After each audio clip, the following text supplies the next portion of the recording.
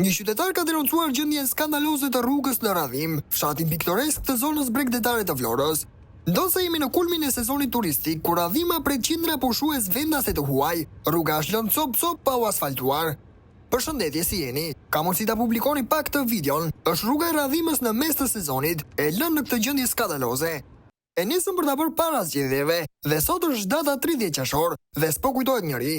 Shkruan një qytetar duke e shoqëruar imazhet me një video që tregon një rrugë të shkatruar, pluhur, gropa dhe asnjë punëtor në horizont.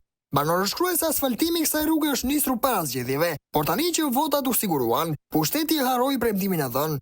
Sot banorët, pushuesit vendas dhe të huaj, kalojnë në një rrugë me gropa dhe të degraduar, ndërkohë që duhet ishte një aks bregdetar i asfaltuar gati për të pritur turistët dhe për të dhënë një imazh ideal për të vizituar.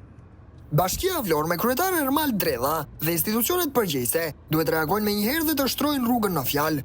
Banorët e Radhimës nuk mund të jetojnë me një rrugë të shkatruar, ndërsa edhe vetë fshati piktoresk dhe brillant i Radhimës meriton një rrugë sipas standardeve.